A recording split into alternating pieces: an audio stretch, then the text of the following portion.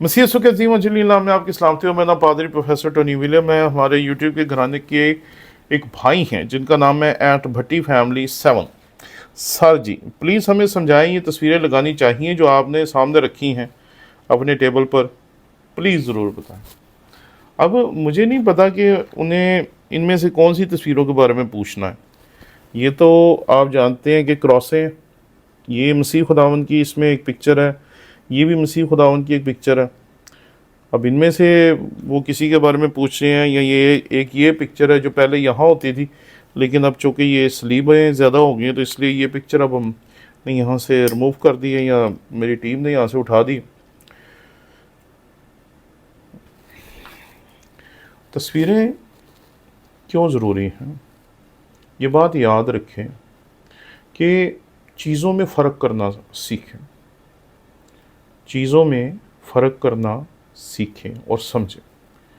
कुछ चीज़ें होती हैं इबादत के लिए, इनमें से कोई भी चीज़ ऐसी नहीं जो इबादत के लिए बनाई जाए। ये चीज़ें हमारे ईमान का इज़हार है, हमारे ईमान को ज़ाहिर करती हैं, और कई मरतबा ये चीज़ें सिमत के लिए भी होती हैं।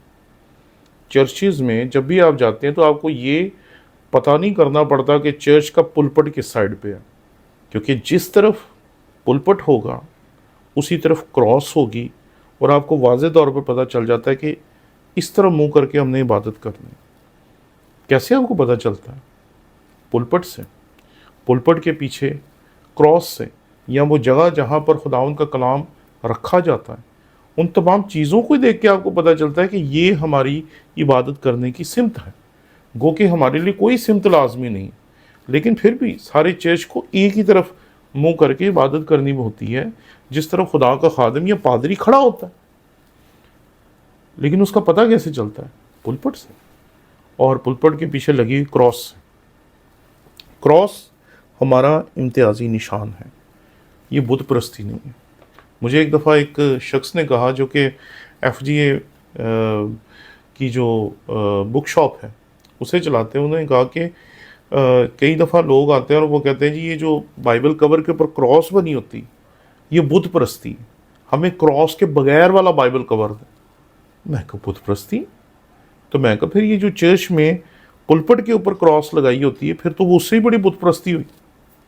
अरे बात को समझें भाई, कि हम क्रॉस को अपना इम्तियाजी निशान मानते हैं, और हम एक तरह से ये समझते हैं कि जब ये निशान हमारे पास है तो एक प्रोटेक्शन है हमारे अंदर, एक हमारे अंदर एहसास तहफ़्फ़ुज़ है कि हम इसके साए में हैं।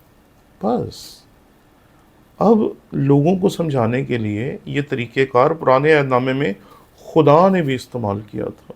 खुदा ने खैमा इज्तिमा को ऐसा बनाया था ताकि लोगों को पता चल सके कि इस सिमत में खुदा का खादिम खड़ा होगा, इस सिमत में काहिन खड़े होंगे, और इस सिमत में हमें मुंह करके खुदावंद के हजूर खड़े होना। ये बात याद रखें।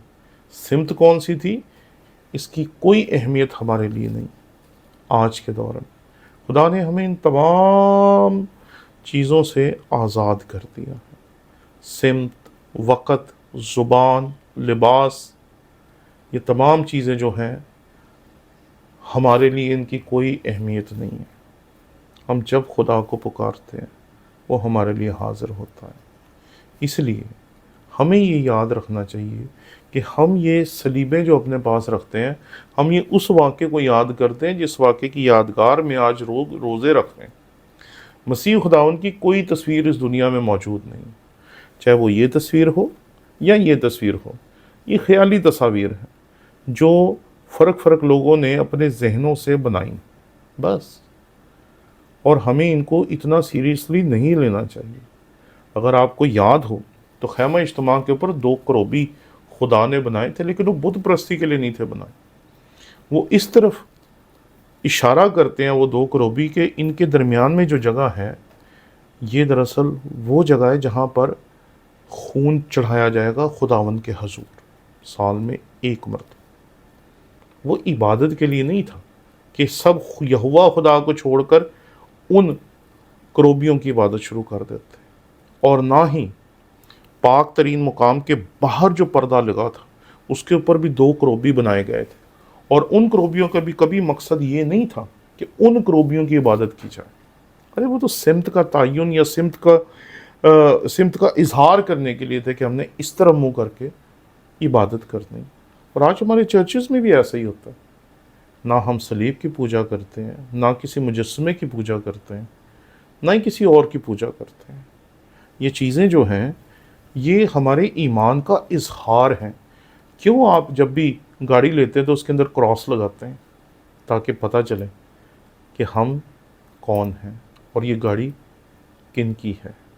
جب لوگ آپ کی گاڑی میں کراس دیکھتے ہیں تو وہ خداوند کا شکر ادا کرتے ہیں۔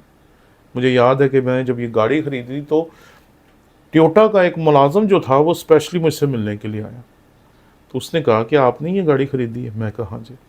تو اس نے کہا جی آپ کا نام ٹونی ولیم ہے؟ میں کہا ہاں جی۔ تو اس نے کہا یار یہ تو بڑی مہنگی گاڑی ہے، تو آپ نے کیسے خریدی؟ تو میں نے کہا میں تو بس خدا نے مدد کی اور ہم نے خرید لی۔ تو اس نے مجھے بتایا کہ یہ گاڑی وہ ہے جو ہمارے مسیحی نہیں خریدتے، وہ تو بڑے لو اینڈ کی گاڑیاں خریدتے ہیں، یہ تو ہمارے ٹاپ اینڈ کی گاڑی ہے۔ میں نے کہا اچھا، تو میں کہا شکر ہے خدا کا۔ تو وہ بڑا خوش ہوا، اور آج 7 سال بعد بھی جب بھی وہ مجھے ملتا ہے تو وہ کہتا ہے پریز دی لارڈ۔ تو یہ جو چیزیں ہمارے ایمان کا اظہار ہیں، ہم ان کی پرستش نہیں کرتے۔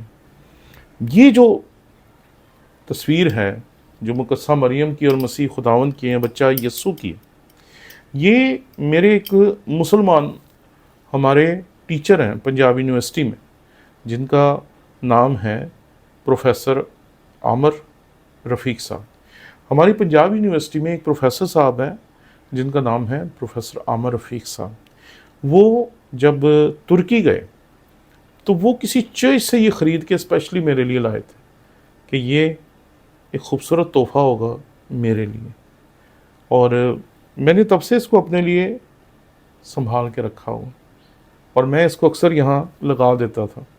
لیکن اس دفعہ میری ٹیم نے کہا کہ کیونکہ کراسیں زیادہ ہو گئیں، کیونکہ ریسنٹلی یہ کراس کسی نے ہمیں تحفے میں دی، تو انہوں نے کہا کہ اس کو ہم لوگ ذرا سائڈ پہ کر دیتے کیونکہ یہاں تھوڑا سا جو ان کے مطابق سیٹنگ بہتر ہو جائے۔ تو یہ بات یاد رکھیں جی کہ ہم ان چیزوں کی عبادت نہیں کرتے، پرستش نہیں کرتے، ٹھیک ہے نا؟ اگر کوئی کرتا ہے تو اس بیچارے کو سمجھ نہیں ہے۔